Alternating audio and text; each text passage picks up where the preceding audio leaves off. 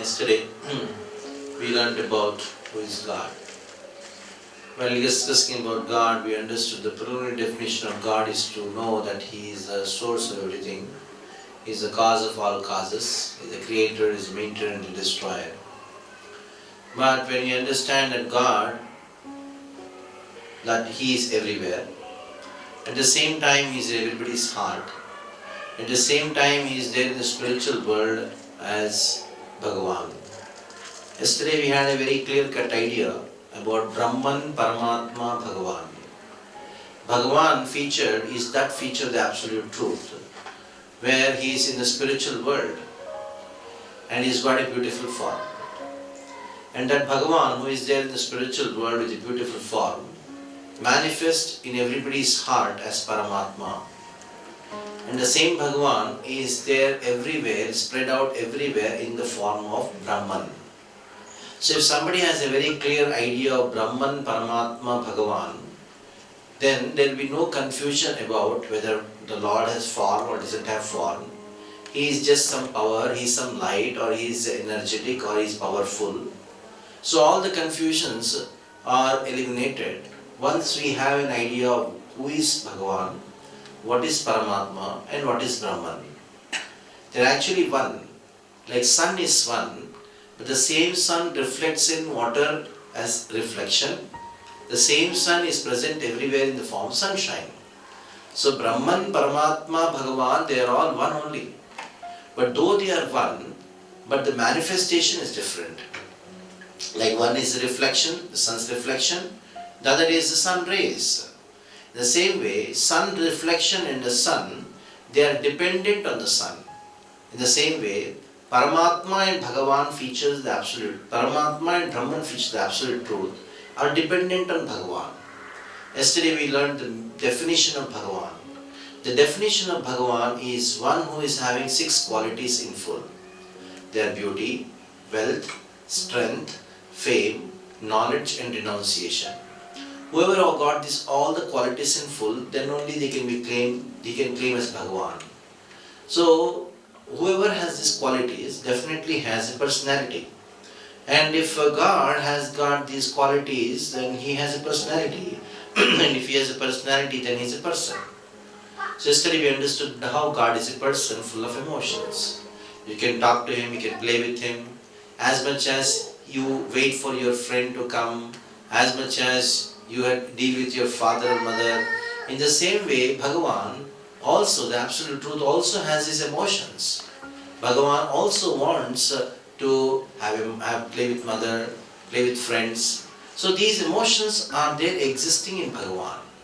And not only that, we understood that how whoever have got the 6 qualities, to some extent or any extent, to that extent they become attractive.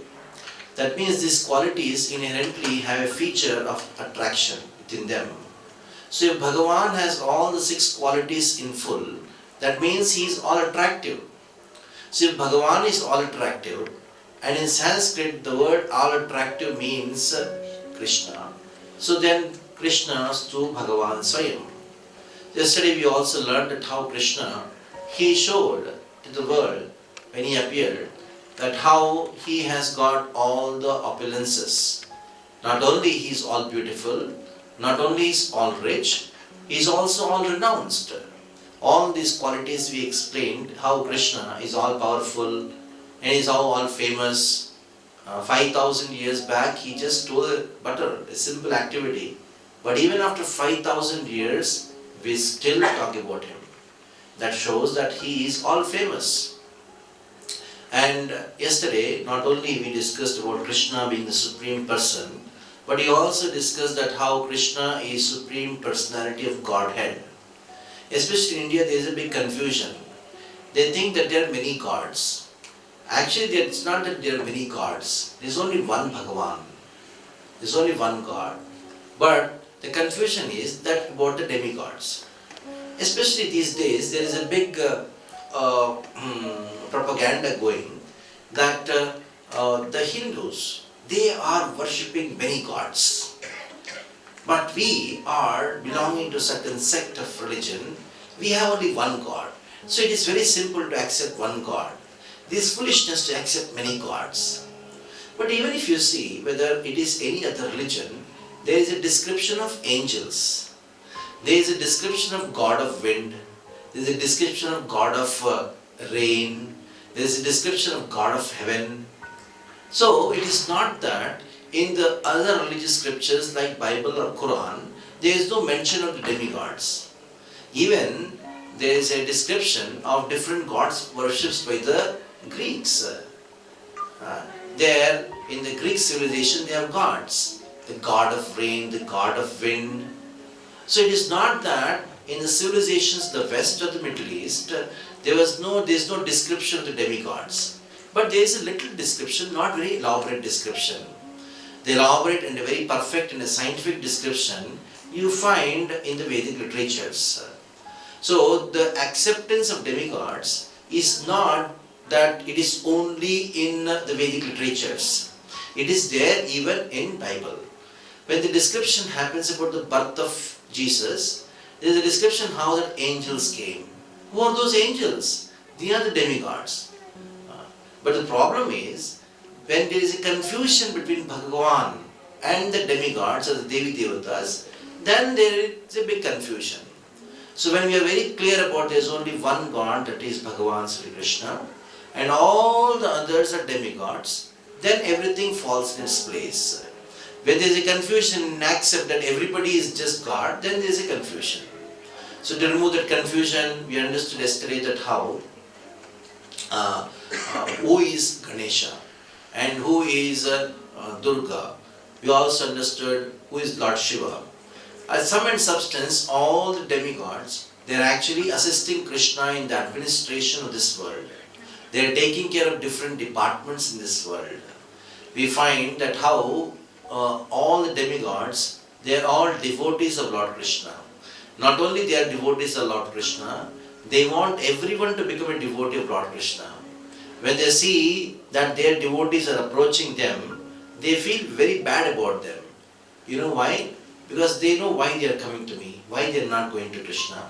They feel they are just coming for some business. These people are coming to me asking something from me. So anyhow, I am duty bound to give them because they are done a particular kind of vidhi or so I will give them. So they are actually not very happy with their own devotees. That is why Lord Shiva tells his own wife Parvati, he says, chant the name of Ram. So Ganesha is requesting everyone to read Bhagavad Gita. In this way, Brahma himself is telling the real Supreme Lord is Krishna. Surya himself is a disciple of Lord Krishna. So we find that how all the demigods, they are not only able administrators in the administration of Krishna, but also they are all devotees of Lord Krishna. And yesterday we concluded our talk on God and demigods by speaking about how Krishna is the only object of worship. Vishnureva Sadaradhya Sarvadeveshwareshwara Idare Brahmarudraya Navidyegat Kadachana. On the respect is for the demigods. Krishna is the only object of worship and demigods need to be respected because they are not ordinary people. They are very exalted personalities. They are not ordinary people like us. They are very, very highly qualified and very close and dear to Krishna. That is what we learned yesterday. Now today we are going to talk about a very important subject matter, that is about Prakriti and Karma. If possible, talk about Kala also. Prakriti. We have discussed about Ishvara and Jiva, then Prakriti, Kala, Karma is left.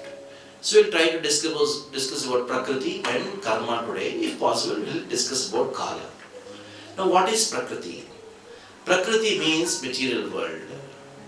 Now in the second day we discussed about soul. While discussing about the soul, we talked about how the soul leaves the body at the time of death and goes to another body. Now the question arises that based on which or based on what we get a next body. Is it that in the next body, if I am a human, I'll get a human body only? Is it that if I am a female, will I get a female body next life? No. The Vedic literature says that in the next life, we have 84 lakh options. They are known as 84 lakh species or yonis. 84 lakh varieties of options we have in front of us. Padma Purana gives a description, a classification of these 84 lakh varieties. Jalajanavlakshani stavaraha lakshvimshati. Jaladalvanakshani means what? There are 9 lakh varieties of aquatics. And stavaraha lakshvimshati. 20 lakh species of plants, trees and creepers. And Krimika Rudrasankikaha. Krimika means those who are ants and some insects. There are how many? 11 lakh varieties of them. And then Vihangaha, that is Dashalakshani, 10 lakh varieties of birds. And 30 lakh varieties of four-legged animals. And 4 lakh varieties of human species. Now just imagine, these days the botany people, they say they have found out around 70,000 species of plants and trees. But Vedic literatures give information that there are 20 lakh varieties of them. Just imagine, the Vedic botany is too advanced. And if they give a botanical name for all the 20 lakh varieties, even the computers will go mad when you upload the data about the botanical names of these 20 lakh varieties of trees and creepers. And even the zoologists will be completely amazed to know they have come to know about 30,000 species. That is what they say. Now we know that in the Vedic literature there are so many varieties of species. Now only difference is the species which are described in our Vedic literatures, their classification is not based on the bodily differences. It is not like chordates, non-chordates, protophora, coelenterata, like that. There are different kinds of classifications made based on their bodily structure. But the Vedic literatures, when they classify the species, they are classifying according to the level of consciousness which the species have attained. Depending on that, there is a distinction between a species and a species. Just imagine, we have 84 lakh varieties. Jalajanavlakshani, 9 lakh varieties. 11 lakh varieties in insects, 20 lakh varieties. 10 lakh varieties birds, 20 lakh varieties trees, 50 lakhs. And 30 lakh varieties of four-legged animals, that became 80 lakhs. And 4 lakh varieties of humans, that becomes 84 lakh varieties of species. Now in the next life, I may get any of these 84 lakh species. It is not that if I am a human, I will be human in the next life. It is not that if I am a female, if I am a woman, I will get a woman's body next life. No, there is no guarantee about it. Now, no question arises, based on what we get the next body. Now, it is a very simple thing. Where when you go to a shop, what kind of car you can buy, or if you go to a shop, if you go to a cloth shop, what kind of clothes you can buy, it depends on how much you can pay, isn't it? So in the same way, what kind of body you are going to get next life depends on how much you can pay for it. And what is the currency? It is your karma. That means whatever you have done in this life, based on that you get the next body in the next life. Now a question arises here. Why is it so that everybody is soul? Though everybody is soul, why people behave in different ways? Why people act in different ways? Why they have different natures? Why they have different desires? Not only just two people, even twins have different natures. Where is this so many varieties of natures coming from? So many varieties of desires coming from? So the answer is given in our Bhagavad Gita. Krishna says, everybody in this world is influenced by the modes of nature. Sattvam radastamiti gunan prakriti sambhavan tannimaddanti dehe dehinam avyayam. So sattvam rajastamiti gunan. So everybody is influenced by 3 modes of material nature. Sattva guna, rajaguna and tamaguna. These 3 modes constitutes the material nature, prakriti. Now, it is very difficult to understand what these 3 modes of nature are. But we can understand with an example. We will take 3 families as example. One family primarily influenced by mode of goodness, One family primarily influenced by mode of passion, and one family primarily influenced by mode of ignorance. And we'll try to understand what these three modes are. Now actually, everybody is influenced by all three modes, but percentage varies. Like for example, you have so many colors in this world, and each color has infinite number of shades. Where are these infinite colors and infinite shades coming from? Basically, it is a mixture of three colors: yellow, red, and blue. When you mix these three colors in different percentages, you get different colors, and within the color also you get different shades. In the same way, when Sattva-guna, Rajoguna and Tamoguna is influencing the consciousness of a person in different degrees, in this way there are different natures, Swabhava, and different kinds of desires and different kinds of actions.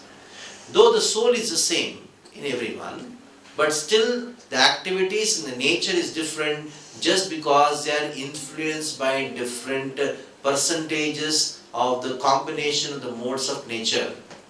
Some may have 70% goodness, 10% ignorance, 20% passion. Some have 50, 20, 30. Some have 40, 20, and different combinations. You can make unlimited number of permutations and combinations of these percentages, the modes of nature. So it is very simple. As many colors and as many shades are there just based on three colors. In the same way, just based on the three modes, there are unlimited numbers and numbers of behaviors, of thought process, of bodies.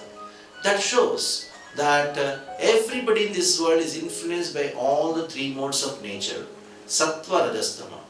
But primarily for examination purpose, for understanding purpose, we will take a family who is primarily in mode of goodness. A family primarily in mode of goodness conducts his life in this way. Krishna says in the Bhagavad Gita, Tatra Sattvam Nirmalatvat Prakashatma Anamayam Sukasangena Vadnati Jnanasangena Chanagha. Tatra Sattvam Nirmalatvat. Sattva gives nirmala. It is not very contaminating.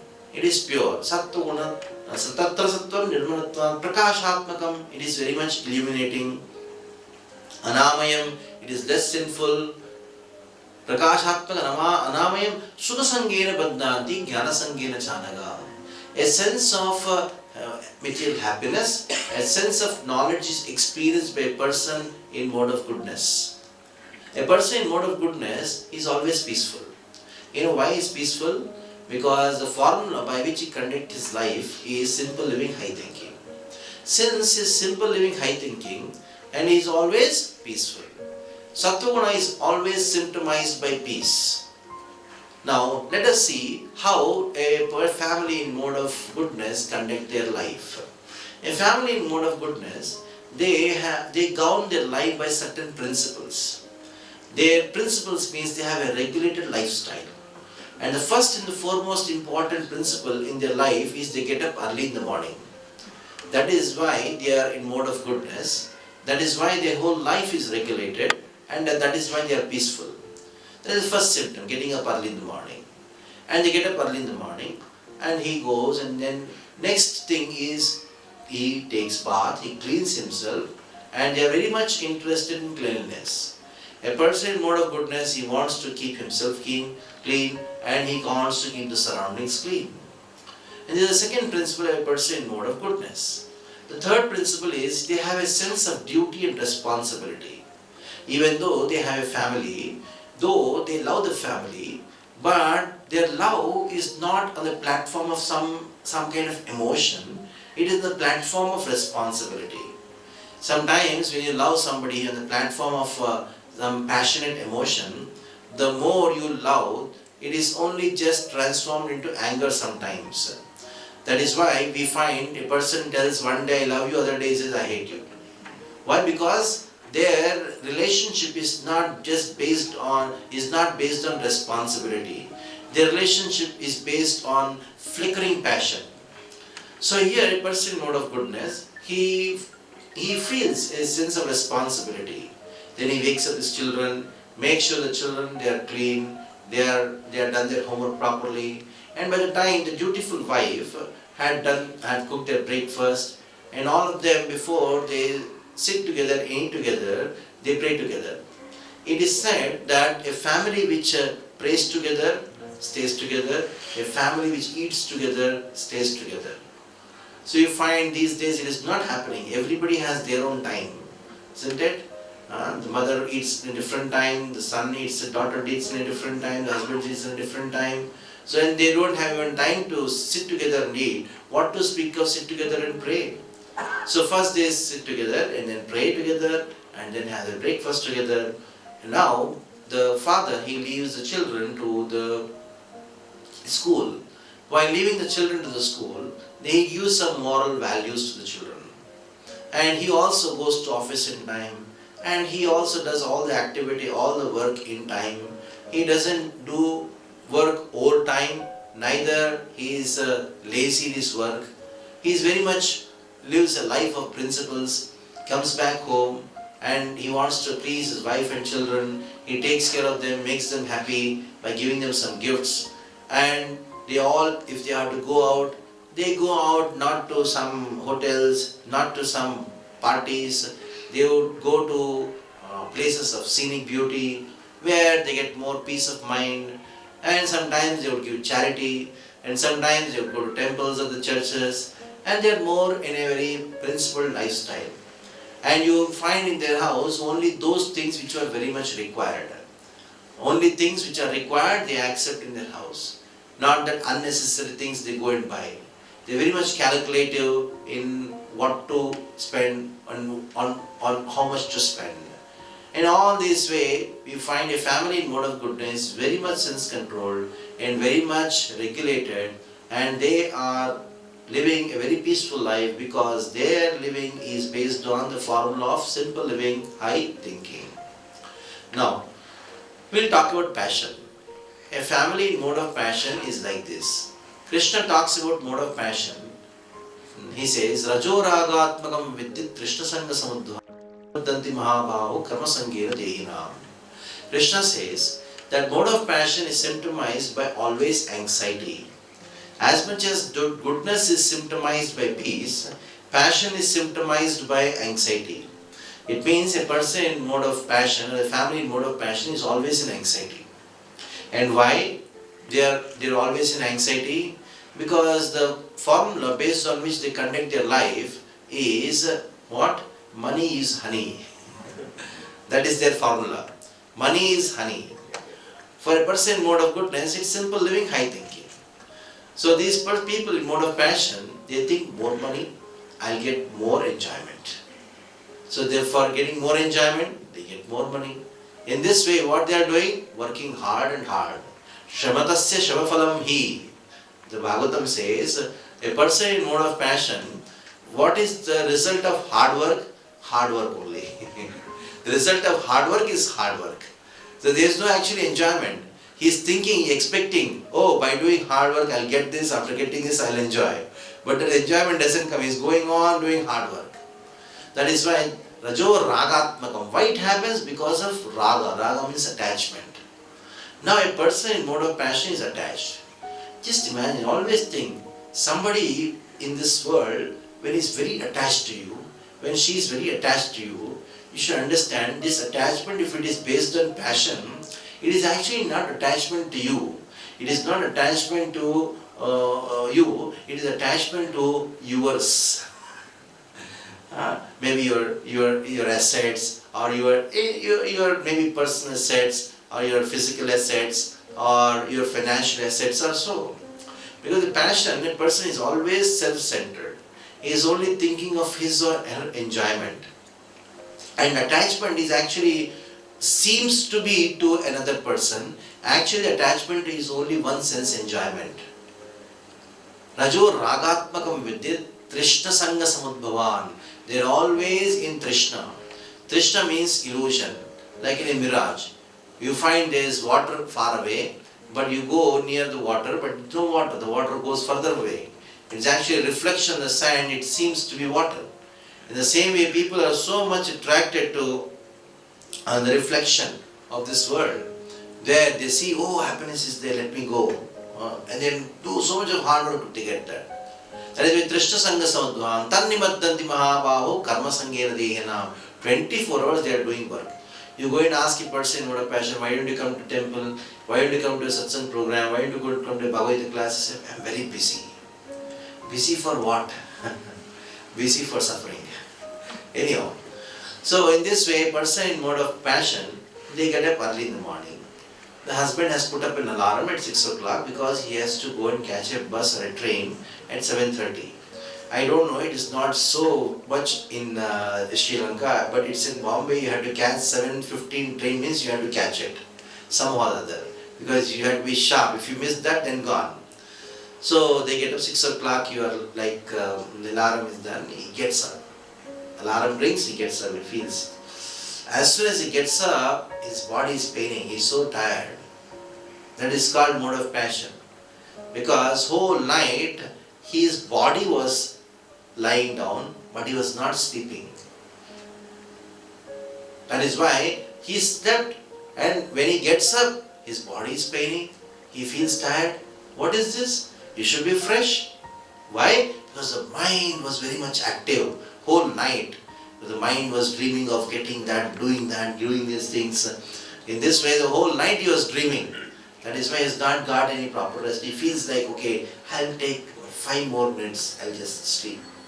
And he takes rest for 5 more minutes, and all of a sudden he wakes up and sees the watch. It is not 6:05, it is already 7:30. Now he sees next to him, the wife is still snoring. He starts shouting at the wife, "You are still sleeping, it's already 7:30, don't you know I have to go to office?" And she says, "You have to go to office, I don't have to go." That is how the day starts. The day starts with a fight. Because their whole consciousness, they are so much in anxiety, that is why they cannot be peaceful. The day starts with a fight. Somehow that he gets his children his children are still sleeping. Somehow he puts them in the bathroom, and they come out, "Mommy, they are so happy." They tell Mommy, "Just see, go what's happened in the bathroom.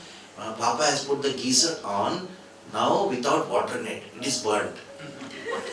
And the wife becomes so angry, and she starts shouting at the husband and says, "What is this you have done? Where will I take bath today?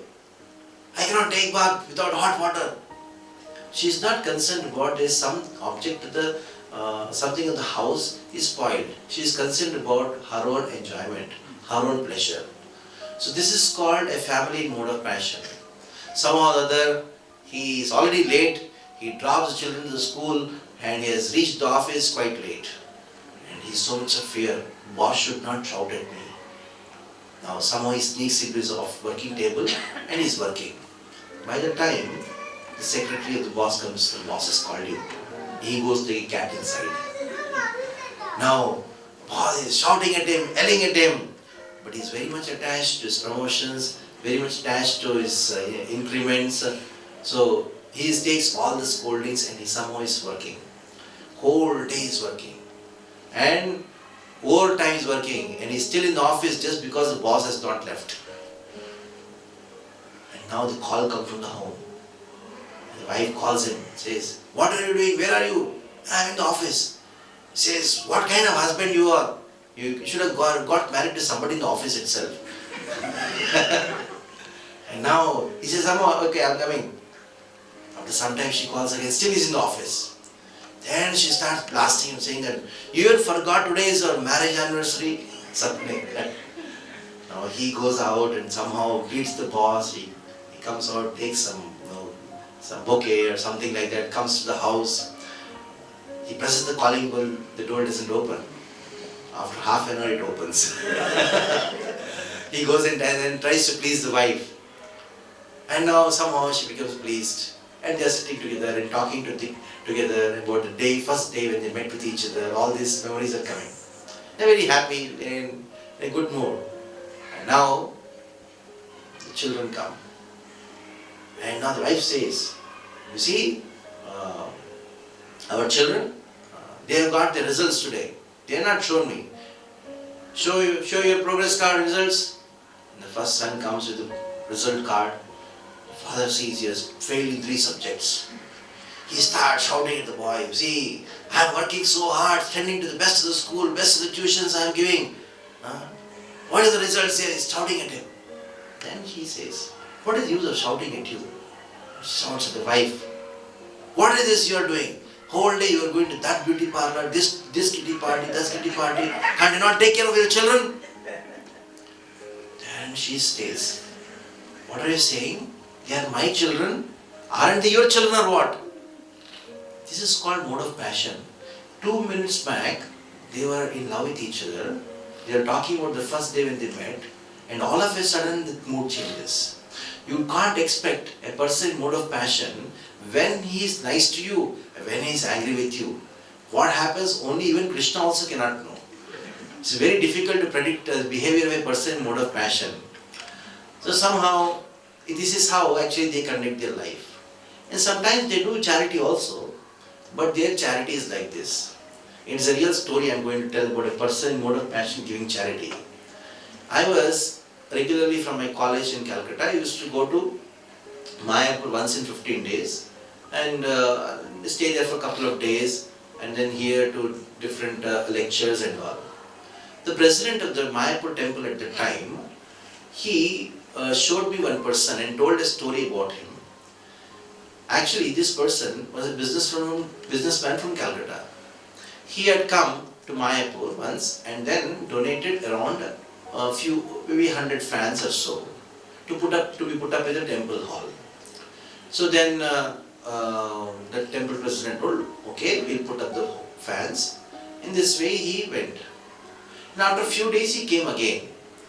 And then asked the temple president, have you put up my fans in the temple hall? The temple president told, yes, we have put up. All the fans in the temple are yours only. You see the new fans are there. Then a couple of days he stayed and he was about to leave. He came to the president and told, I am leaving, but I have one request. You see, the fans which are kept in the temple is, it's like even I don't know that I have given them. At least you should have written my name, isn't it? The president told, don't worry, next time when you come, by the time we'll write your name. So he came after a few days, he saw his name was written in all the fans. He was very happy. And now he stayed for a couple of days and is about to leave. Then he came to the president and told, see, very nice that you have written my name on all the fans, but I have a request. You have written my name only on one fin. Fan has got 3 fins, isn't it? You only have written on one fin. And people may think I have just given that tura, that piece. If you write on all the 3, it will be nice. And if possible, the middle part also. So then, okay, he did not guarantee, he said that he will try to do it. And then he left. But the car moved for some time and came back again. And he came back and told the president, next time when I come, make sure you write my name in all the places, all the 4 places. But one more request, make sure you don't run the fan very much. So, this is called charity in mode of passion. And sometimes they eat also. The way they eat, the things they eat, they think that they are enjoying. But actually it is causing suffering to them. And they think that suffering is enjoyment. That is called mode of passion. Until unless they give misery to the body, they don't feel that they are enjoying. If they are peacefully sitting in a nice place, they don't want that. They have to give some trouble to the body and then reduce the trouble. And reduction of the trouble is considered to be enjoyment. I'll give you a small example. My friend on his birthday party took me to a restaurant many years back. We were in college. He was a very introvert person and he had not many friends. I was the only person who was very friendly with him. He considered me as the only friend. He told, I want to take you and give you a treat on my birthday. And he took me to a very 5-star hotel kind of thing. Then in Calcutta, it is already cold in winter.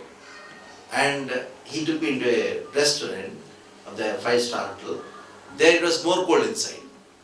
Because in India, the concept is, air condition means it should be cooler than outside temperature. That is the concept. That they don't feel it is air conditioned if it is not cooler than the outside temperature. So he went and it's so cold. And whatever I wanted, I ordered, whatever he wanted. But every time the waiter would come and say, no, put some more masala in it, put some this thing in it, roast it more. In this way, he gave his own directions. And now I was eating, I finished my meal, I saw him. I was like feeling so cold and he was sweating. And his eyes had become red, water was coming out of even nose also. And he took the last morsel and it is so spicy, so much of spices were there. And he took the last morsel and his mouth is burning and he takes a glass of cold water and drinks. Gives down and says, Maja aaya. So that is called mode of passion. First trouble your body and then reduce the trouble. And so the reduction of the trouble, the reduction of the misery is considered to be happiness. It is like somebody is getting kicked 25 times a day. One day he gets only 20. He becomes so happy. Today he is only 20 for me. So that is called mode of passion. For them, happiness is nothing but the reduction of misery. Some reduction of misery that they feel they consider to be happy. So if they are peaceful, they feel I am not happy. That is why what they do? They do something which causes misery to them, and then they do something so that there will be reduction in that misery and they feel some happiness in that. That is called mode of passion. It is always in anxiety. And now going further, there is mode of ignorance. Tamasajnanam vidyat mohanam sarvadehinam pramadalasnidya tunnibadhanti bharata. A family is mode of ignorance, is not a family at all. They are just staying together. This is something like a new concept which has come from the West and has become very much prevalent here. That is prevalent in India, maybe I don't know in Sri Lanka also, it may be there. That is living relationship. That means the boy and a girl, they have seen the world, so much of disturbances are there in the relation with husband and wife. They just say, before we get married, we try out. Can we try out? We'll try out to be good husband and wife. And if we are not matching properly, then we'll try out with somebody. Before we get married, let us try out. So in this way, they try out whether they can be very good husband and wife or not. They try out for 2 years. And after trying out for 2 years, they feel, okay, now we can be very good husband and wife. And just they get married only to get divorced after 6 months. So much for their try out. That is called mode of ignorance. So in this way, person in a family in mode of ignorance, they get up early in the morning around 11 o'clock and taking bath and all, they have forgotten. Last time when they talked to bath, they don't know about it. Whatever is in the fridge, they find out whatever is there. Maybe a dead piece of meat in the fridge which they have forgotten and lying down for a few months before, that they would take and eat it, and anything they would do. And they all do all kinds of activities just to maintain their body. So they do all kinds of do number ka danda. It is all like drug peddling, etc., etc., just to exist. And their life is full of misery. And pramada alasya nidra. They are always into sleep. They are always into drugs, always into intoxication. In this way, their life is full of misery.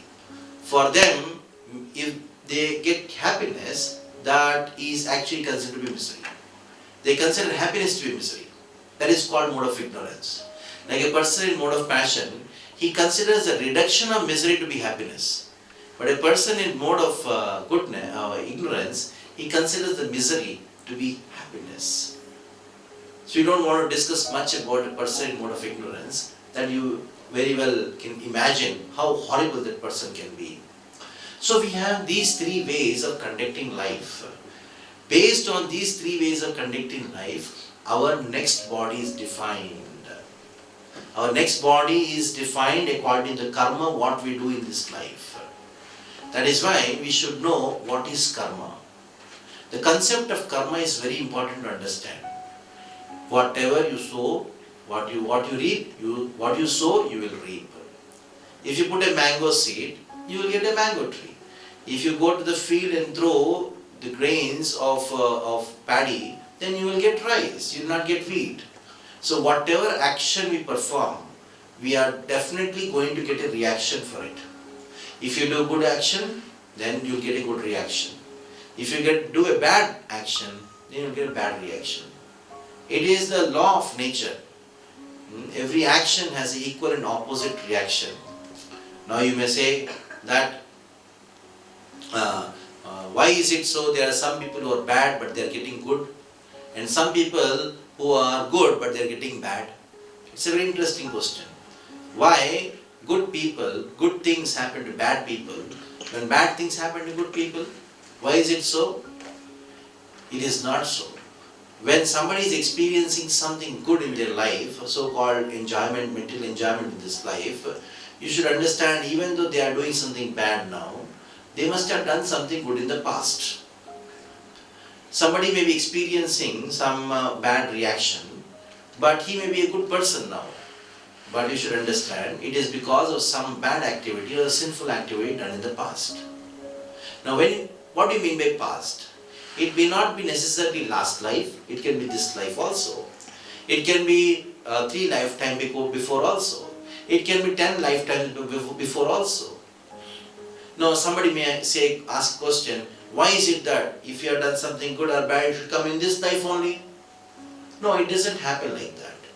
Because whether this life or next life, ultimately you are responsible for it.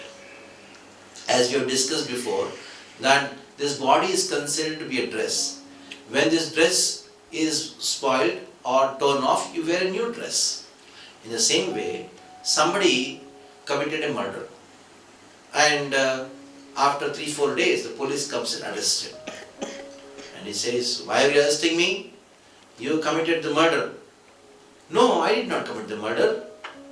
Police says, yes, we have all the proof that you committed the murder, because the CC camera recorded that. Oh, you see, that person who murdered, he was wearing a blue shirt. Can't you not see I am wearing a red shirt? So just because this person has changed the shirt, that doesn't mean he'll be exempted from the punishment. In the same way, just because we have changed the dress called body, that doesn't mean we'll be exempted from the punishment. The reactions may come in any lifetime. Sometimes for a small crime or for a small mistake or a small bad activity, the reaction comes immediately. Sometimes for a gross crime, a big crime, the reactions come maybe after years, who knows. Like we know that example. Let's suppose you go and slap somebody, the reaction, you get slapped immediately. But somebody goes and murders somebody, we know, I don't know whether the judicial system in Sri Lanka, the judicial system in India is, even if you are murdered, no problem, you can go to the court and hang on. You will be sentenced to death, but then you can still apply appeal to the president, then that will be taken a few more years. The reaction may come maybe after several years. Like you put a vegetable seed, the vegetables, you will get vegetables back in 6 months, maybe 1 year. But if you put a banana seed, then after 1 or 2 years you may get. Maybe if you put a mango seed, you will get mangoes after 5 years. So different karmas will lead to different reactions in different periods span of time. It is not that every action leads to a reaction immediately or within a specific period of time. It is not guaranteed. That is why we should be very careful about understanding this law of karma. Karmano hi bodhavyam, bodhavyam chi karmanascha bodhavyam, karmano gahana viduhu. Gahana viduhu. It is very intricate. It is not very straightforward. And that is why we have a idea. Some people think that, okay, I have done some bad activity. What I will do some good. And I will neutralize them. But it doesn't happen like that. If you have done any activity, whether good or bad, definitely you have to pay the reaction for it. You have to face the reaction for it. There is no question of any neutralizing the karma. Karma can never be neutralized. For that, I will give you a small example.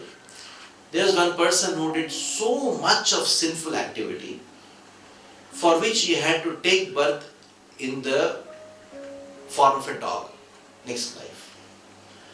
There was another person who did lot of sinful activity for which again he had to take birth in the form of a dog.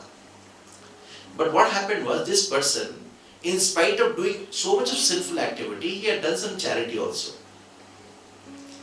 Then what happened is, in the next life, both of them took the form of a dog. But one dog was traveling in Mercedes.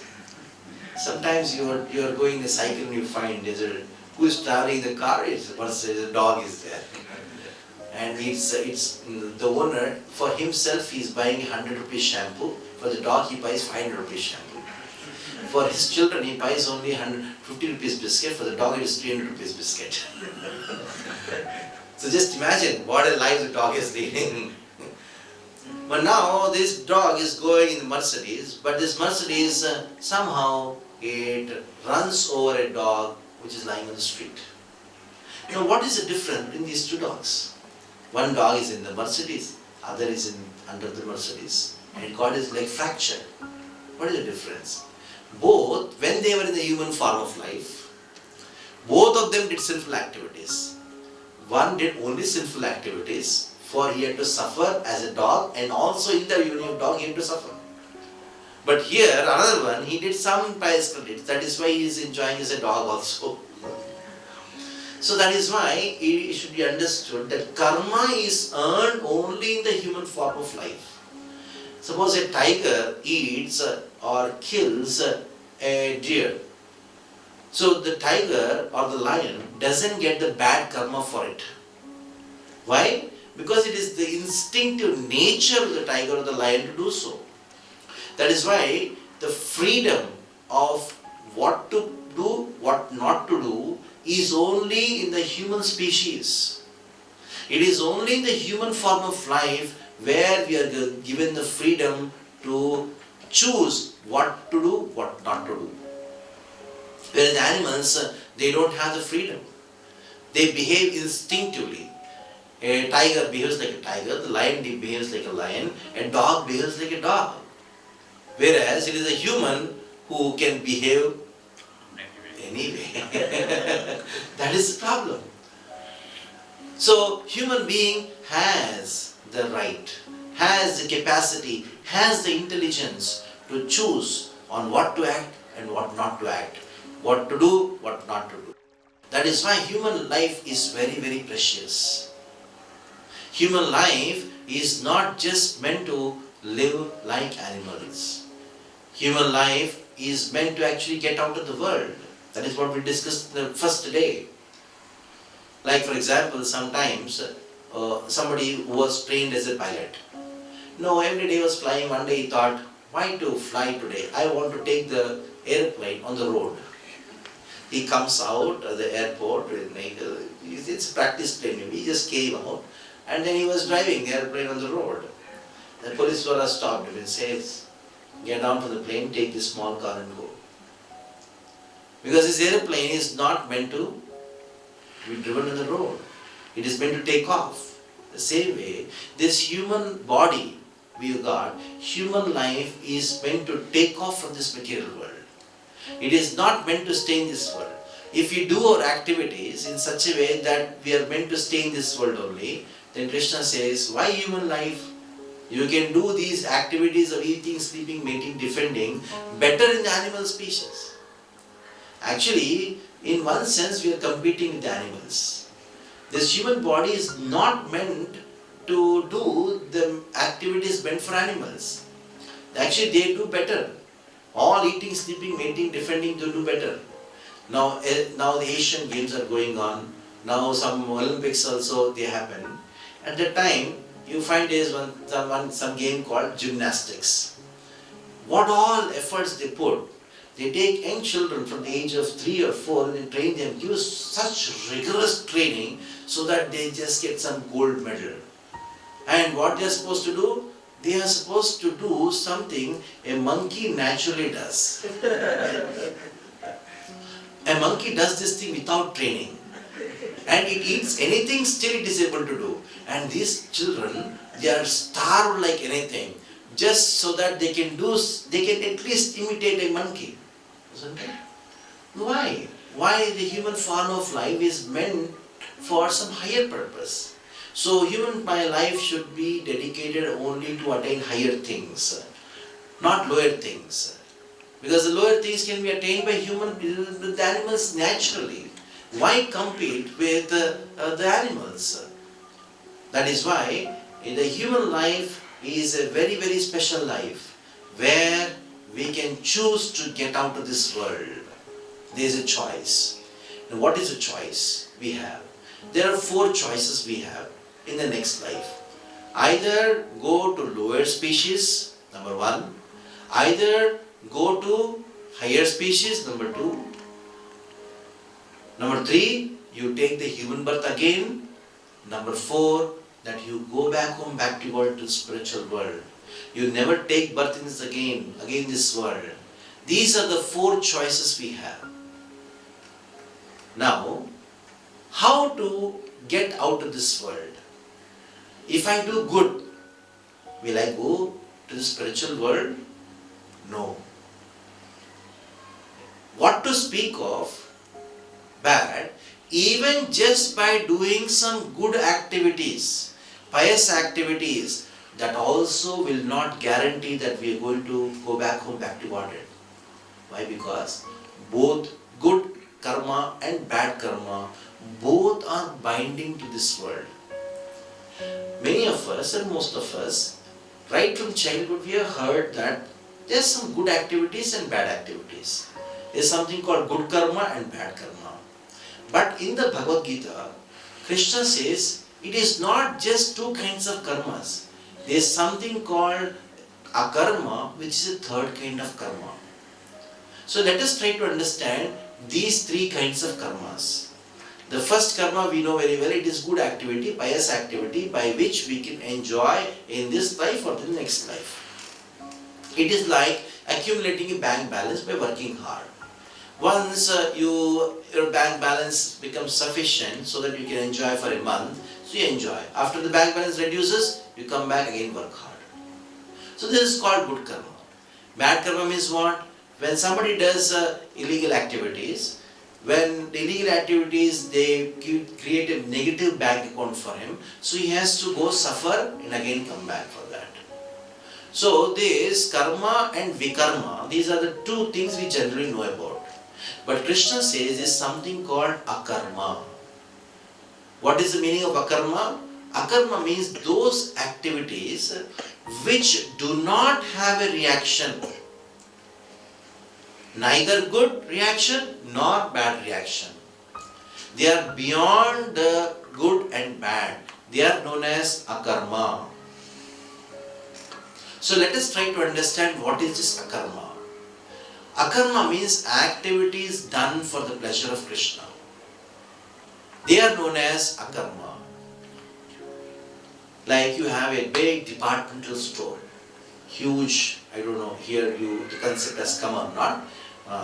They are huge, you can get right from vegetables till supercomputers there. Everything you get in that. So you go in that, whatever you want you take it, when you come out you pay and cut out of it. That is called karma. Now there is another thing called, another person, he goes in the departmental store and he takes whatever he wants and he tries to steal them and run away. He is caught up and put in the jail. This is called vikarma. But there is one more person who goes in the departmental store, he takes whatever he wants and he comes out, he doesn't have to pay. The person there in the counter, he doesn't ask him money. You know who is he? He is a servant of the owner of the departmental store. He doesn't have to pay. Why? Because whatever he has taken from the departmental store, it is for whom? It is for the owner. That is why he doesn't have to pay. That is why there is no reaction. In the same way, for a devotee of Krishna, whatever he does, it is for the pleasure of Krishna. That is why he is not bound up by karma. For him there is no reaction. All the reactions are burnt.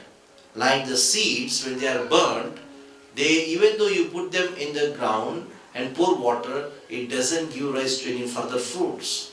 So the reaction, the seed of the reaction is burnt by the power of knowledge, by the power of activities done for Krishna.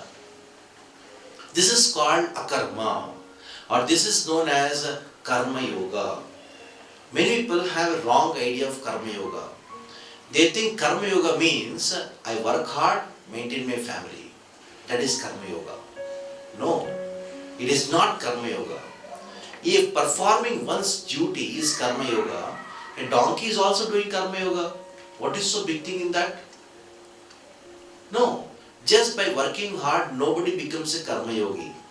When somebody works for Krishna, then he becomes a karma yogi. Now for that we should understand what is the meaning of yoga. Yoga means connection. When you connect with Krishna through work, that is called karma yoga. Now for that, we will have a better understanding when we know about Duryodhana and the Pandavas. Duryodhana, was he doing some bad activities? No. He was a perfect king. He was executing all his responsibilities. He was feeding the Brahmins, giving charity to the Brahmins. He was giving security to all the citizens. All the people under Duryodhana's rule were very happy. And more surprisingly, if you see, after the whole war got over, Krishna took Pandavas into different parts of this world. When Krishna took the Pandavas to heaven, they were shocked to see Duryodhana was in heaven. If Duryodhana was a bad person, how come he went to heaven? How come he ruled the country very nicely? In spite of Duryodhana ruling the country very nicely, Krishna did not want Duryodhana to be the king. What is the reason? Because Duryodhana was doing karma. He was not doing akarma. He was doing his duty for his pleasure. The problem is not duty or not doing duty. The problem is, whom are you doing it for? Even duty done keeping yourself in center, that is binding to this world. That is just called karma. That is not called karma yoga. When the duties are performed for the pleasure of Krishna, that is known as karma yoga. Even though one performs the duty perfectly, but if it is done keeping himself in center like Duryodhana, then that is not called karma yoga. That is why Krishna wanted Duryodhana should not be the king. Why? Duryodhana was a pious person, but he was not a spiritual person. So there is a lot of difference being pious and being spiritual. There is a lot of difference in being religious and being spiritual. Bhagavad Gita is not a religious book. Many people have this idea, oh, Bhagavad Gita is a book of religion. No, Bhagavad Gita is not a book of religion. Because at the end of the Gita, Krishna told, Sarva Dharman Parityaja. Dharma means religion, Parityaja means to give up. The instruction in the Bhagavad Gita which Krishna gives, he says, give up religion, give up religiosity. Bhagavad Gita is a book of spiritual science. That is why we are supposed to be spiritualists, not just religious people, not just pious people.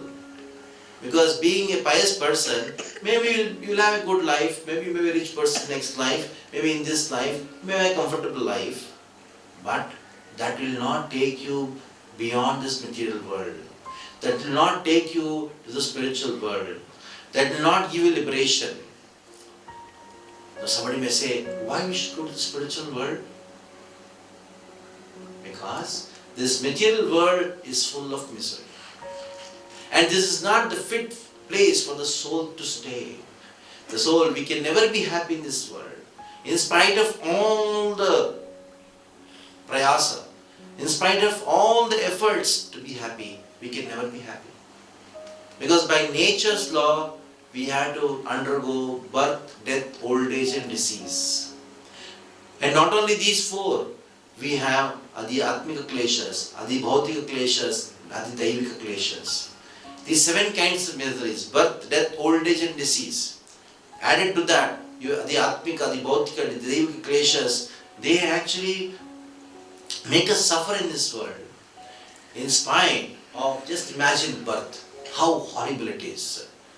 And somebody may say, oh, why are you saying birth is so horrible? What is the first thing the child does when he comes out? Baby does when he comes out? Cries, isn't it? Is he happy? And the most interesting part is, when the baby comes out crying, what others do? That is how you are introduced to this world. You cry and others laugh. And the baby is smiling, peaceful.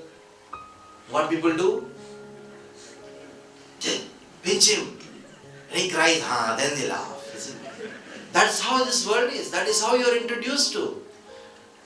And then you say, oh, what a nice world, what is that? But that is how you are introduced to this world. And birth. The child has to be in the mother's womb for 9 months, being crammed inside. And so many mother eats sometimes pani puri and bel puri or something like that. And the mother is saying so tasty, and the baby has to undergo all this pungent smell inside. Birth. And as soon as we are born, along with birth, death is also born. Mrityu janmena sahajayate. Who is the younger brother of us? There is one younger brother who is born. There is a twin who is born along with us. It's death. As soon as you are born, there is already a certificate given. You are going to die one day. So you are born with a twin brother called death. And he can attack us anytime. So just imagine, suppose somebody has kept a gun on your head and says, nice wonderful plate is there in front. Puri, sabjis, gulab jamuns. Eat. You eat. That is what is our position. Death can come anytime and we say, I want to enjoy. So, birth and old age, even if you think, forget about death, I want to enjoy. Old age comes. So such a miserable condition we are in. It is not the fit place for the soul to stay. Sri Bhaktivinoda Thakur, our Acharya, used to say, Sri Prabhupada's spiritual master used to say, that this material world is not a fit place for a gentleman to stay. That is why we need to get out of this world. And the procedure to get out of this world is to perform this akarma. Akarma means activities which are done for the pleasure of Krishna. It is not just performance of our duties. Even the duties have to be performed for whom? For the pleasure of Krishna. Like Pandavas. Arjuna actually did not want to fight the war. But for the pleasure of Krishna, for the sake of Krishna, he fought the war. So, activity is done for Krishna. Like a child, when he studies for Krishna. A businessman does business for Krishna. When a householder runs his household for the pleasure of Krishna, has a duty towards Krishna, then the household is no more his household. It becomes Krishna's household. That is the whole purpose of Bhagavad Gita. Krishna says in the Bhagavad Gita, Tasmat, my dear Arjuna, what you should do? That ma manusparayuddhacha. Constantly think of me and you fight. So it is not just, okay, I want to give up. I want to be renounced. Actually, renunciation has very little to do with spirituality. What it has got, what is spiritual? Spiritual means when you connect yourself with Krishna, that is called spirituality. When you connect through work, it is called karma yoga. When you connect through your knowledge, when you connect to Krishna through knowledge, that is known as jnana yoga. And ultimately, by performing karma yoga and jnana yoga, one comes to the platform of pure devotional service. That is known as devotional service or bhakti yoga, pure devotional service. And this pure devotional service constitutes some activities like Shravanam, Kirtanam, Vishnu-smaranam, Padasevanam, Archanam, Mandanam, Dasyam, Sakyam, Atmanivedanam. Prahlad Maharaj was just 5-year-old boy. He was asked by Hiranyakashipu, his father, tell me what is the thing which you learned the best? Then Prahlad Maharaj told, Shravanam, Kirtanam, Vishnu-smaranam, Padasevanam, Archanam, Mandanam, Dasyam, Sakyam, Atmanivedanam. Iti pumsarpita Vishnu bhaktische namalakshana kreti bhagavatyadha kreti bhagavatyadha. He says, one should perform these activities. What are the activities? Shravanam. Shravanam means to hear about Krishna. Kirtanam means to chant the names of Krishna.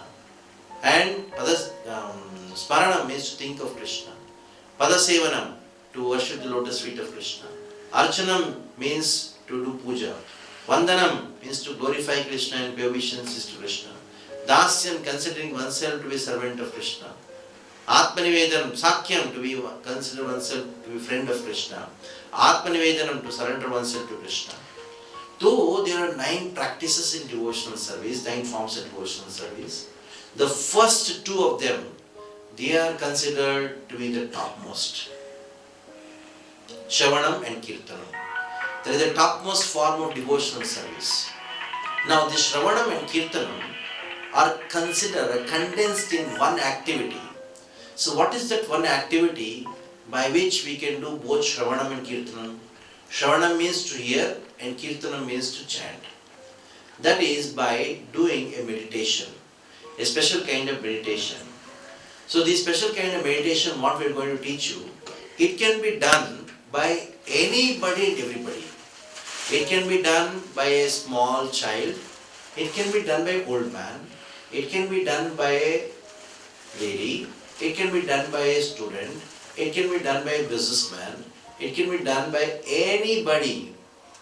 It is a very practical method which I can distribute you. What is time now? Yeah, can distribute it.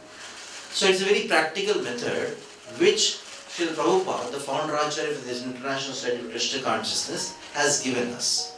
So this is a simple method of performing devotion to Krishna. So what is that simple method? To chant the Hare Krishna Mahamantra. Though there are so many devotional activities, for the age of Kali, this chanting of the holy names of Krishna are considered to be the best method and most practical method. It is said in the Vedic literatures, Krite dhyayato Vishnum tretayam yato makaihi dvapare paricharyayam kalauta dhari kirtanat. So, Krite dhyayato Vishnu. In the age of Satya, in the age of Krita Yuga, people used to do Ashtanga Yoga.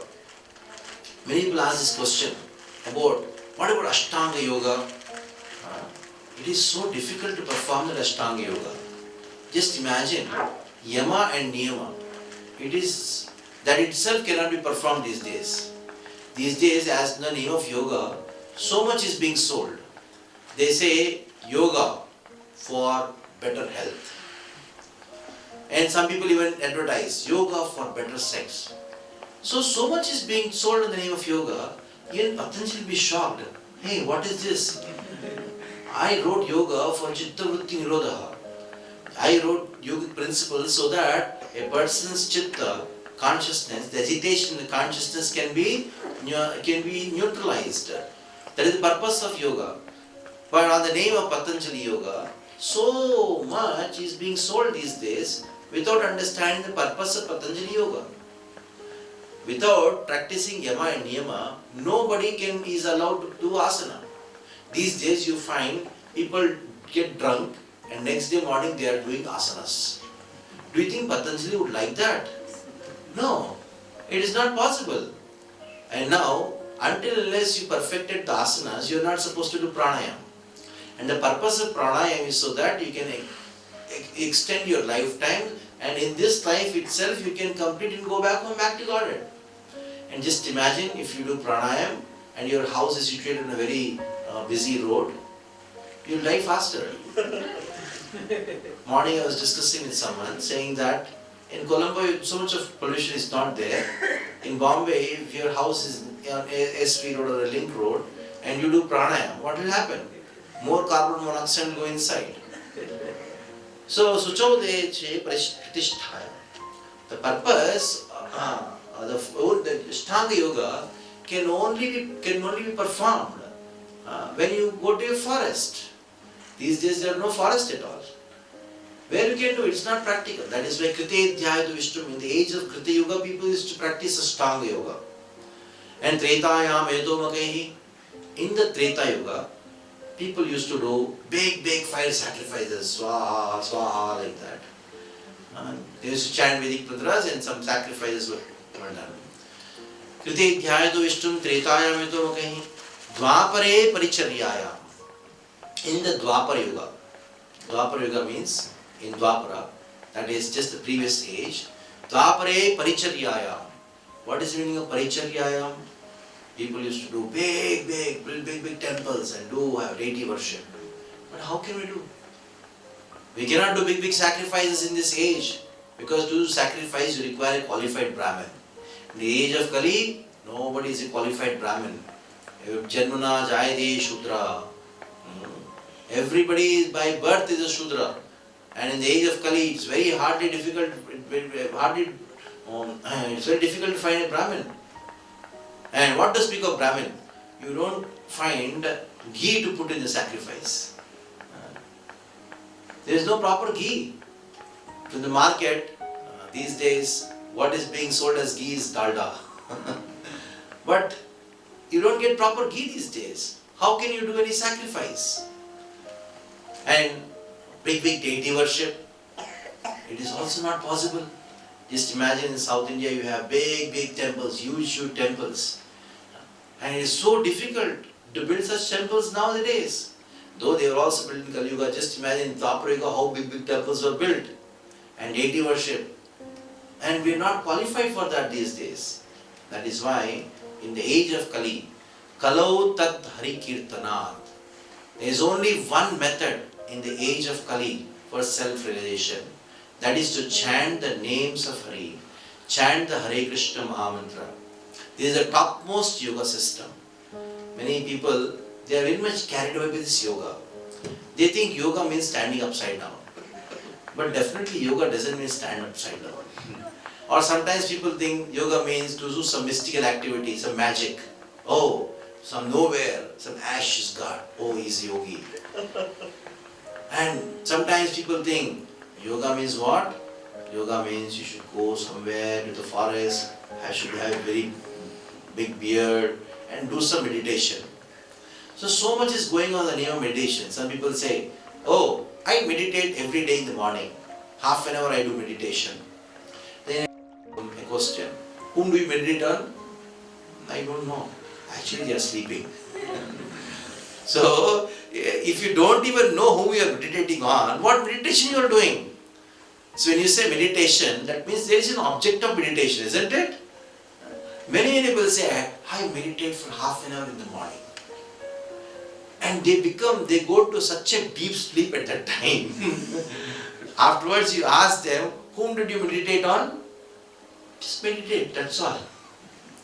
And when you say meditation, there is an object of meditation. So the best object of meditation is Krishna, the Supreme Lord. And the simplest way to meditate on Him is to chant the names. And that is what is the most convenient in the age of Kali. So we will be teaching you today how to chant the Hare Krishna Mahamantra to all of you. There is a particular method we have to chant it, and it can be done by everyone. And surprisingly, you can do this chanting of the Hare Krishna Mahamantra anytime. There is no niyamita smaranena kala. Best is to do in the morning, but to do it every day in the morning is best. If you don't get time in the morning, the ladies, they have to get up early, take care of kids, husband, cook. Once you are free, whenever you are free and peaceful, you can do. But one thing you should make sure. What is that? You should give exclusive time for chanting. Not that you are watching TV and chanting. Not that you are cooking and chanting. So I'll teach you how to chant the Hare Krishna mantra. I hope all of you have got the japmalas. So in the japmala which has been given to you, it has got a special bead on top. It is called Meru, or is also known as Krishna bead. This is a special one. Hold it with your fingers. Don't touch the bead with your pointing finger. Don't touch the bead with your pointing finger. This pointing finger, which is the index finger, in Sanskrit is known as tarjani. It is inauspicious because we use it to keep in your ears and nose or something like that. And not only that, more in significance of this is that we are not using this. The significance of not using it is, if you want to show some fault in others, what do you say? As soon as you use this finger and say, you are an idiot, what happens, you know? That idiotic mentality in him, if it all is there, it will come into you. It is like a receiver. It's like an antenna to receive all the criticism you do to come into you. So be very careful about it. Many times it so happens, when you point some mistake in others, in the age of Kali the reaction is so fast, within the same day you will do the same mistake. If you are very conscious, you observe. The reaction comes to you immediately. So in my childhood I still remember, if I used to show this finger, my mother used to beat me.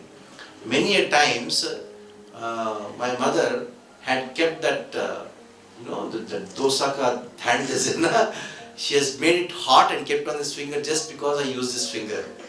So in the Vedic culture, everybody is taught not to use this finger. Anybody points this finger more, leave apart all the contamination coming to your consciousness, their life will be full of suffering. They always cry. They will be always miserable. If you really observe, anybody who uses this finger more, they cry a lot. They suffer a lot. That is why we should not point this finger too much. Not at all, that is actually best. That is why it is inauspicious. We don't touch this japmala with this finger. And now, holding this japmala, this particular bead, we chant one mantra called the Panchatattva Pranam mantra.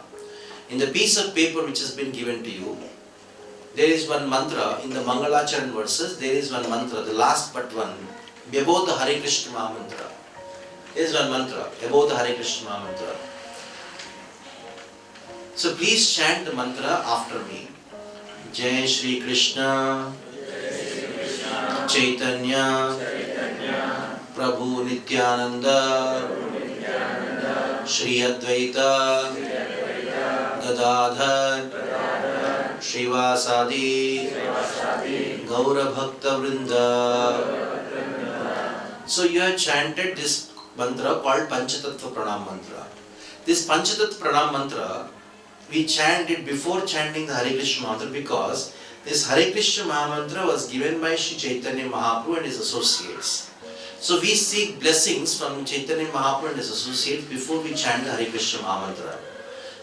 When we chant Panchatattva Pranam mantra, if at all we have done some mistake while chanting, then by the mercy of Sri Chaitanya Mahaprabhu, about whom we will come to know tomorrow, he will pardon us. So that is why it is very mandatory to chant the Panchatattva mantra before we chant the Hare Krishna mantra. So after chanting the Panchatattva Pranam mantra, you go to the next bead. Hold the next bead. And then chant the Hare Krishna Mahamantra now after me. The couple of devotees can see whether they are chanting properly or not, turning the beads properly or not. So hold this next bead and chant the Hare Krishna Mahamantra after me. Hare Krishna, Krishna Krishna, Hare Hare, Hare Rama, Rama Rama, Hare Hare. Go to the next bead now. Each bead you have to chant the Hare Krishna mantra, full mantra. Now you are going to chant the Hare Krishna mantra along with me.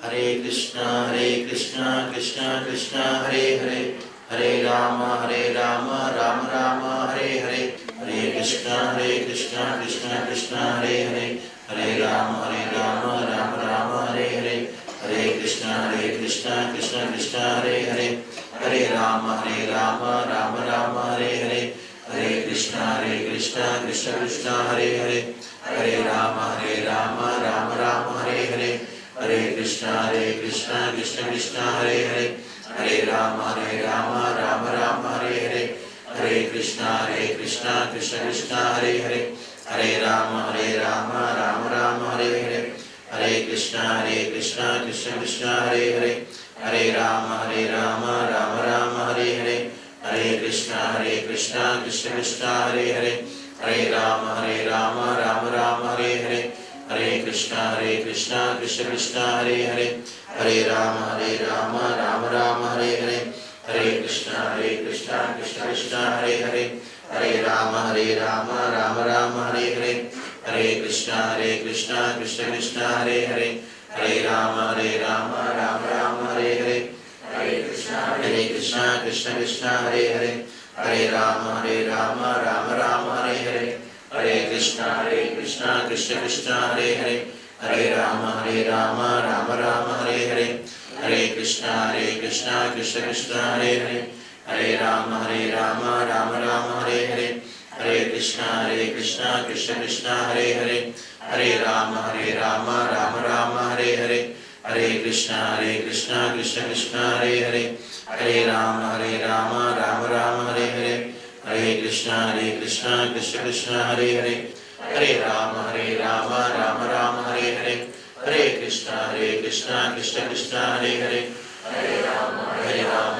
Rama, Hare Hare, Hare Krishna, Krishna Hare Hare, Hare Rama, Rama Rama, Hare Hare, Hare Krishna, Krishna Hare Hare, Hare Rama, Rama Rama, Hare Hare, Hare Krishna, Krishna Hare Hare, Hare Rama, Rama Rama, Hare Hare,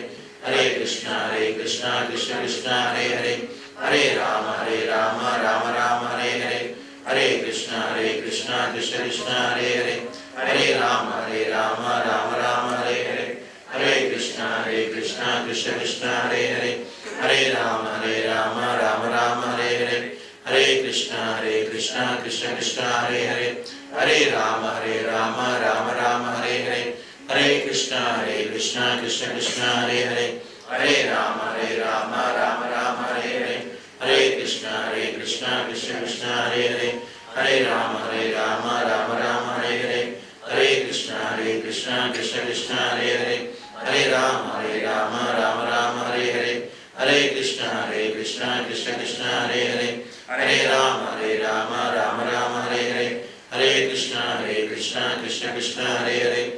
Hare Rama, Rama Hare Hare, Hare Krishna, Krishna Hare Hare, Hare Rama, Rama Hare Hare, Hare Krishna, Krishna Hare Hare, Hare Rama, Rama Hare Hare,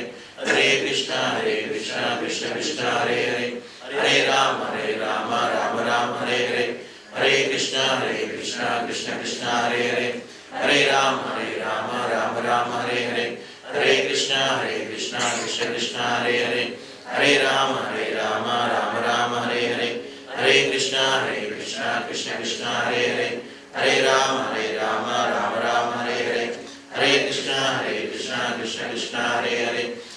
Rama, Rama Hare Hare,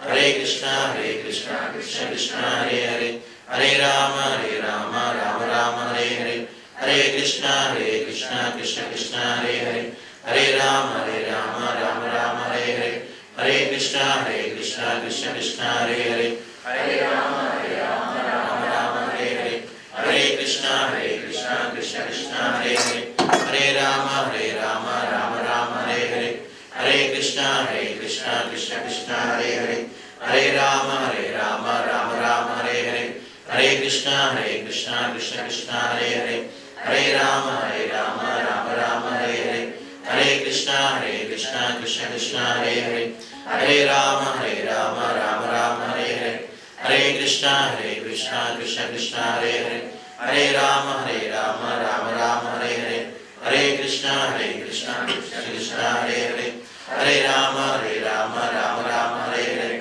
Hare Krishna, Krishna Krishna, Hare Hare, Hare Rama, Rama Rama, Hare Hare, Hare Krishna, Krishna Krishna, Hare Hare, Hare Rama, Rama Rama, Hare Hare, Hare Krishna, Krishna Krishna, Hare Hare, Hare Rama, Rama Rama, Hare Hare, Hare Krishna, Krishna Krishna, Hare Hare, Hare Rama, Rama Rama, Hare Hare, Hare Krishna, Krishna Krishna, Hare Hare, Hare Rama, Rama Hare Hare, Hare Krishna, Krishna Hare Hare, Hare Rama, Rama Rama, Hare Hare, Hare Krishna, Krishna Hare Hare, Hare Rama, Rama Hare Hare, Hare Krishna, Krishna Hare Hare, Hare Rama, Rama Hare Hare, Hare Krishna, Krishna Hare Hare, Hare Rama, Rama Hare Hare, Hare Krishna, Krishna Hare Hare, Hare Rama, Rama Hare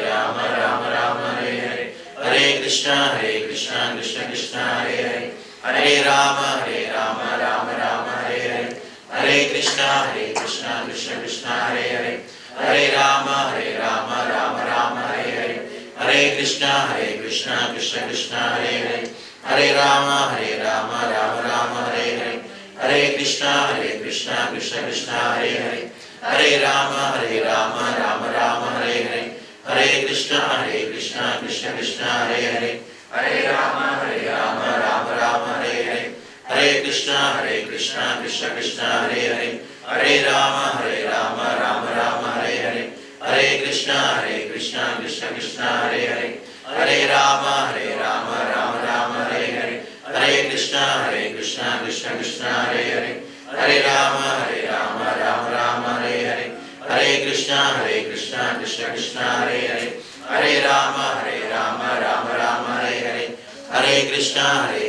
Krishna Hare Hare, Hare Rama, Rama Hare Hare,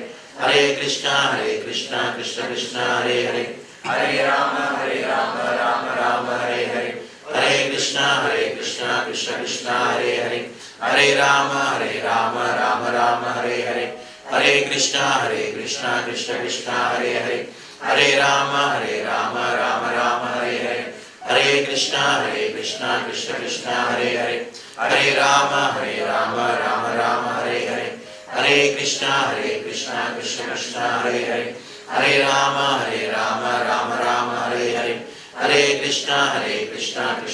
Hare Hare, Hare Rama, Rama Hare Hare, Hare Krishna, Krishna Hare Hare, Hare Rama, Rama Hare Hare, Hare Krishna, Krishna Hare Hare, Hare Rama, Rama Hare Hare, Hare Krishna, Krishna Hare Hare, Hare Rama, Rama Hare Hare, Hare Krishna, Krishna Hare Hare, Hare Rama, Rama Hare Hare, Hare Krishna, Krishna Hare Hare, Hare Rama, Rama Hare Hare, Hare Krishna, Krishna Hare Hare, Hare Rama, Rama Hare Hare, Hare Krishna, Krishna Hare Hare, Hare Rama, Rama Hare Hare. So we have chanted 108 times. Now when you continue the next round, you have to turn the japana like this. You should not cross the Meru or cross the Krishna Bay. And then we start chanting again with the Panchatattva mantra. You want to start the second round. That is Jai Shri Krishna Chaitanya Prabhu Nityananda Shri Advaita Gadadhara Shivananda Gaura Bhakta Vrinda. And then go on chanting the Hare Krishna Mahamantra. So this Hare Krishna Mahamantra, when you are chanting, some people say, my mind goes here and there. Don't worry about it. You just have to be worried about one thing. Two things rather. Number one, whether you are pronouncing every syllable properly or not. Number two, whether you are hearing every syllable properly or not. These are the only two things which you should be concerned about. Just think about these two things, automatically the mind will be under control. So to chant this Hare Krishna mantra, to chant one round, it takes around 7 to 8 minutes. Initially for the first 1 week or 10 days, since you are not in practice, it may take 10 minutes. But to chant one round after some days or few days of practice, It takes only 7 to 8 minutes. Now if you want to chant 2 rounds, it will take 15 minutes. So now there is a homework for all of you before you come tomorrow. That is, you take the beads which we are given to you. You take it to your home. From tomorrow onwards, or tomorrow at least, you chant 2 rounds and come. Tomorrow either you can take bath, after that you can sit and chant, or any time whenever you feel free, but make sure at that time no other disturbance is there. No phone calls you are going to attend, no other things attend. You are going to attend, no, not going to speak to anyone. 15 minutes, maybe because it's the first time it takes 20 minutes. 20 minutes you give to me by chanting the Hare Krishna mantra. This is your homework. And then tomorrow we will discuss more elaborate about the practical application of Bhagavad Gita in our life. So today we will end the session. Before we end the session, any questions please to ask. I know we are just over time a little bit. How much is the time? Before time. We have 5 minutes. Okay. Any questions? So please bring Japmalas tomorrow. Keep it with you and bring it tomorrow. And everybody will chant 2 rounds and come. So any questions based on today's class? Yes. God of material nature is changing, varying with the same person itself. And is it directly connected to sense gratification, or how to remain in the mode of goodness? Yeah. Definitely the modes are always changing. Morning you are in goodness, afternoon in passion, night in ignorance. and it always changes. That is the nature. I already told that modes are always changing. But predominantly somebody may be in passion or ignorance and goodness. So now your question is how to remain in goodness, isn't it? That is the question. So to maintain oneself in mode of goodness, the first and the foremost thing is to have a regulated life. And the pivot of all regulated life is to get up early in the morning and take your bath, finish all your bathroom work, everything in one stretch within half an hour, 45 minutes. Generally people sometimes they get up early in the morning, but they continue these activities for a couple of hours and roam around. So as soon as you finish these activities within half an hour, and if you can sit for a few minutes, depending on your time, and gradually increase this time of chanting the Hare Krishna mantra in the morning after taking bath, even though by birth or by circumstance you are in passion or ignorance, at least for that day you will be in mode of goodness. So that is why to remain in mode of goodness, the first thing is this. And then of course there are some food habits and other regulative principles which we are going to talk about tomorrow. Okay? So here. Why would you not go around that main bead? It is considered a meru. It is Krishna bead. Like something very sacred, you don't cross over it. That is the reason. It is considered Krishna is in the middle and the 108 gopis are there. So it's just a tradition. There is no real philosophical understanding of it. It is just a tradition. Yesterday's question. Always funny. Yeah. Why are we in the physical world if we are happy in the spiritual world?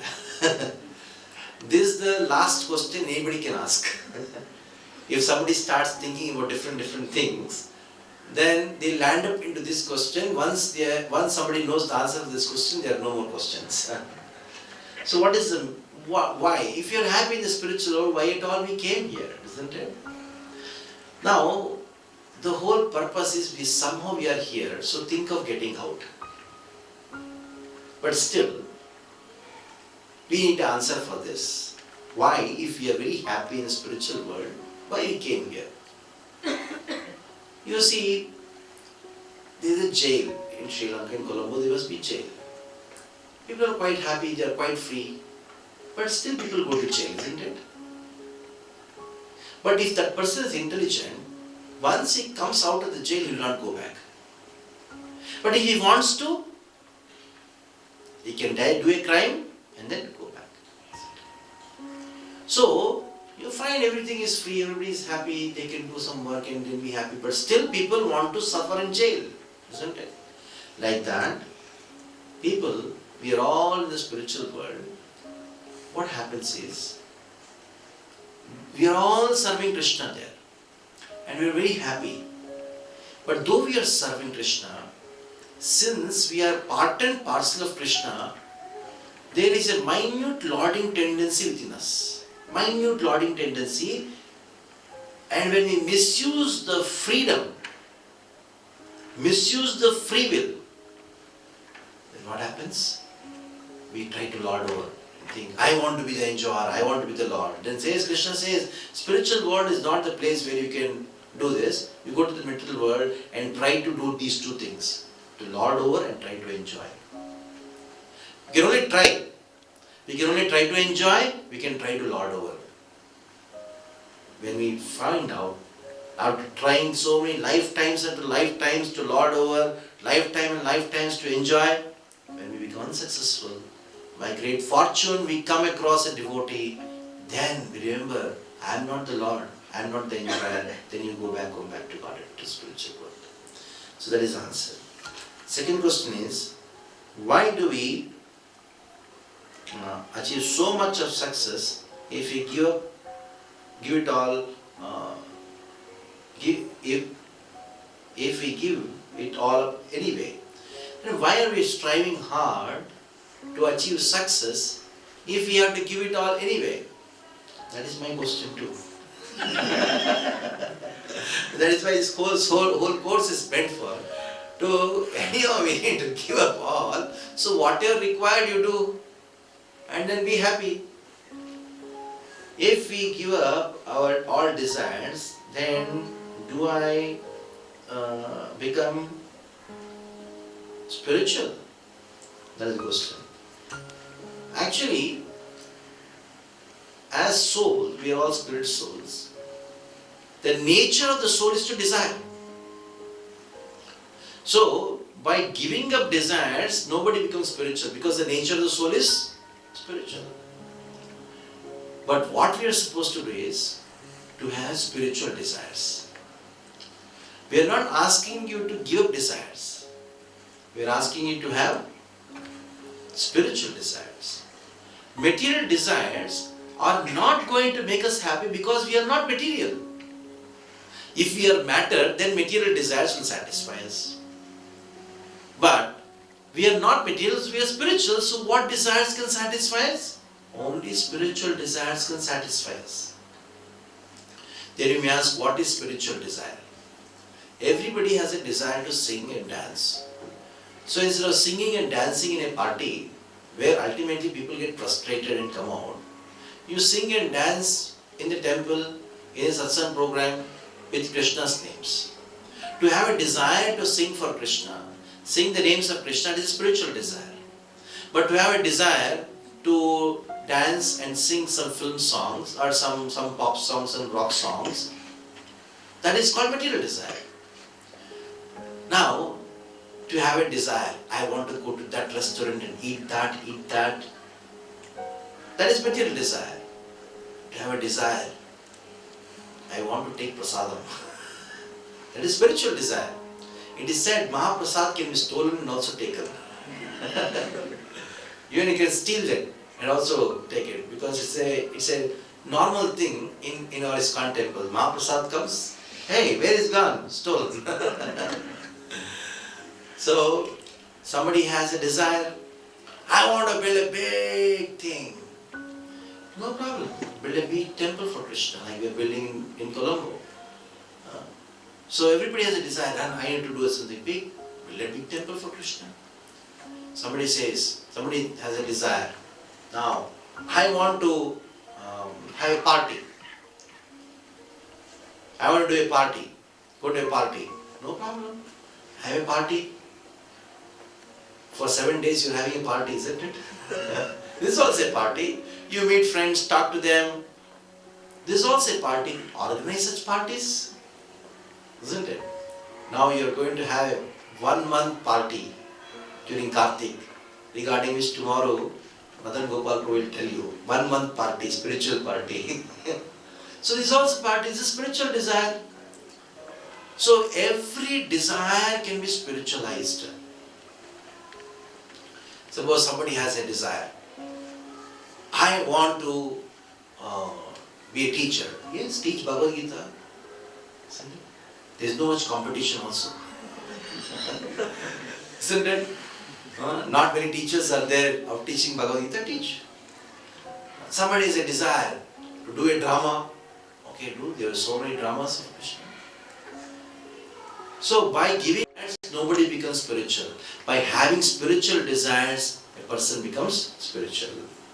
So other question was, speak something about Tulasi plant.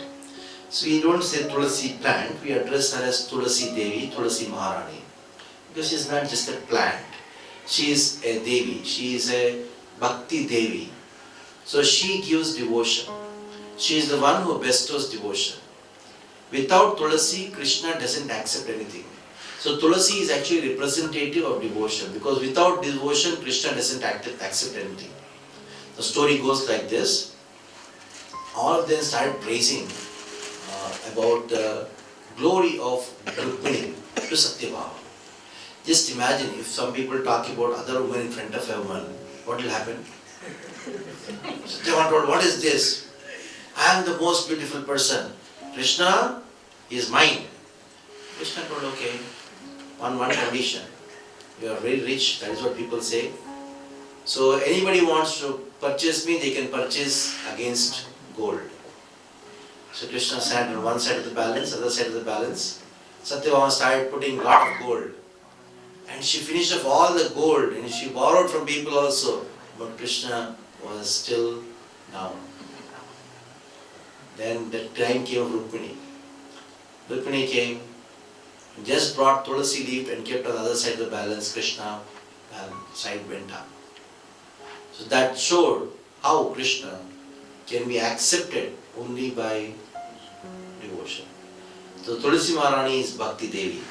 That is what I can tell for now, because there is so much which can be spoken about Tulasi Maharani. So any more, one last question before we finish off today?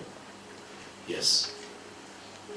One way to assume that every human being gets spiritual and in pursuit of spiritual world or whatever, don't you think that there's so much of progress in humanity that has happened, the scientific inventions, the passion behind all that would stop and only the people end up being spiritual and nothing more gets discovered, nothing more gets invented.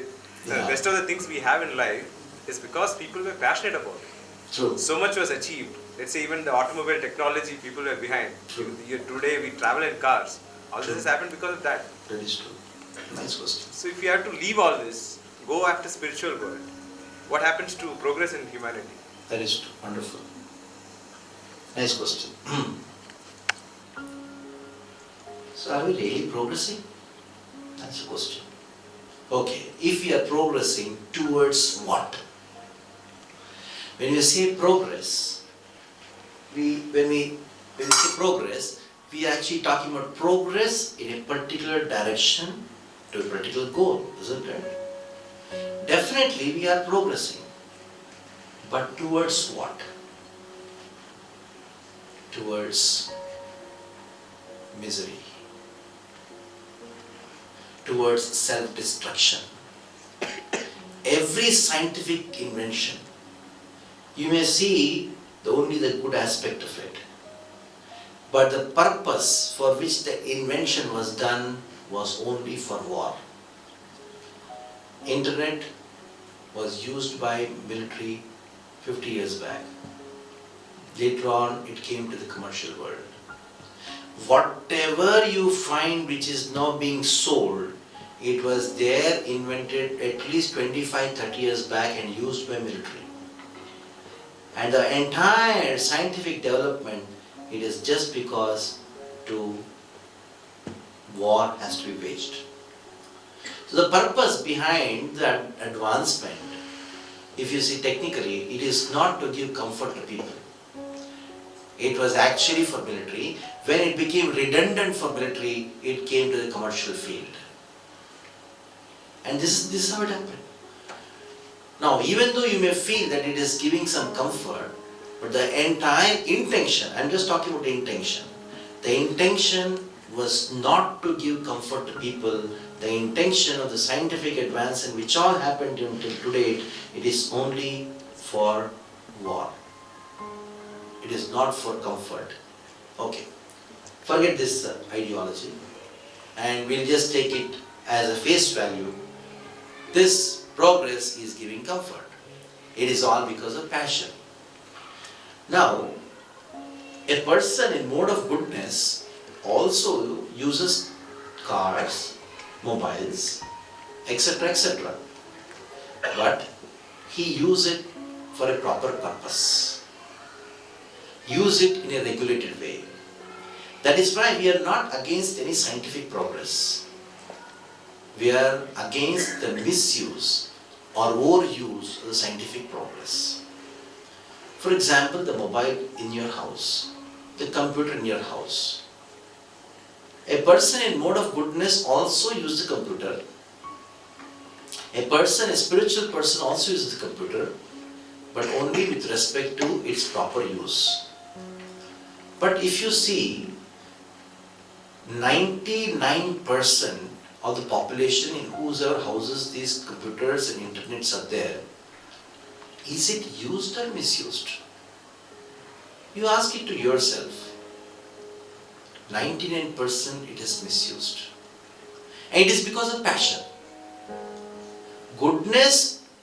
In goodness you use it. In passion you overuse it or misuse it. In ignorance it is just question of how to destroy. There is no question of use, it is only destruction. So mostly people are using the scientific advancement, or rather misusing the scientific advancement. So we are not against scientific advancement, but we are against the misuse or the overuse of scientific advancement. Because of excessive use of the scientific things, there is a recent article which was published in one of the papers in Bombay. People, memory has become so short, they dial a number in the mobile and they keep it in the ear to hear the ringing phone. By the time 2 rings happen, they forget whom they have called. They forget whom they called. Now, in what direction we are progressing, tell me? Now, these days the children are being sent to IB schools and IG, all these kind of schools. They are told to use calculator. If you ask the child what is 13 multiplied by 14, they cannot tell. Because why to put in your memory? Because it's there in the memory of the calculator. But I still remember 25 tables, means 25 till 25, 25 to 25, 16 to 16, 16, 25, 16, 24, were in my memory in my childhood. Teachers teach. The human brains are becoming degraded on the name of advancement. You don't have to memorize, you just have to apply. In the schools, on the name of science, what is happening? There is degradation happening. So, progress is a must, but in proper direction. The proper direction is by goodness, by spirituality. Okay, go into another explanation. When you say you are just thinking of cards and some progress. If you think in the previous days when more people were spiritual and Vedic, there were no science. There were higher quality of science. Ask them to build one Ranganatha temple. The entire Indian government or Sri Lankan government cannot build it. Ask them to build one Madurai temple. They cannot build it. there was more scientific advancement. Veda, the science in Vedas, it is more advanced in the present science. You may not believe it. Oh, it's all fairy tale. That means, in other words, their science was so advanced that it's unbelievable. Some people say, oh, in Mahabharata, Agni Astra was there, that Astra was there. I don't believe it.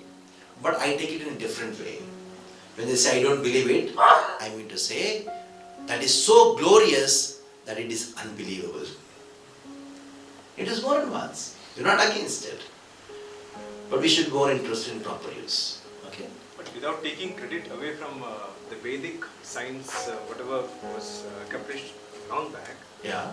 we also have edifices like Burj Khalifa today, these days, and century, which is comparable to what was accomplished long time back. I'm just saying, Yeah, we did make progress. We're not against it. Okay. We're not against I'm it. only, my question is, a person in goodness, can he achieve this much? Why not? I'm only saying it's a regulated approach. Why not? You need passion to... Person in goodness can achieve more better. If you see our International Society for Krishna Consciousness, you go anywhere, people recognize us as the most advanced people in using management techniques or any other information, IT thing. Compared to any organization or any company in the entire world, ISKCON has the maximum number of websites. Krishna has the maximum number of searches in Google. So it is just a part of it. It is there, we use it. As I have told, we are not against it. Okay. Simple life. A person like who was heading, no, he's not heading. The biggest software company in India, Infosys, Narayan Murthy. His life, you see, is simple life. Isn't it? Simple living, high thinking. So you don't find that he is always in anxiety. So the principle is not the external things, the internal thing what you are feeling. One may do big things and be a simple person. One may not do anything, rather mess up and be an anxiety. But most of the time we mess up things and then think that we have done something. And that is not goodness. So a person who has renounced can also create and make progress. As I have told during my lecture, renunciation has little to do with spirituality. Once I was giving a class in Baroda in management college, and after the class got over, one girl asked me a question. Swamiji, why you have given up the society, why you have renounced? Then I asked her, parties you attend a week? She was shocked. Then I told I don't know, one, maybe may not be one also.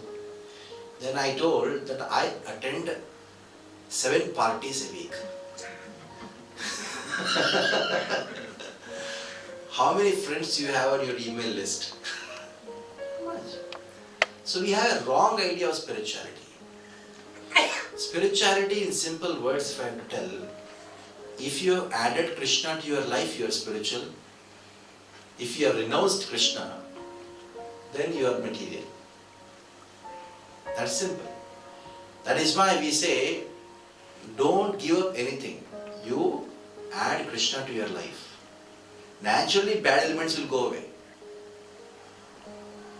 That is what is Krishna consciousness. Add Krishna to your life. Keep Krishna in your center, that makes everything spiritual.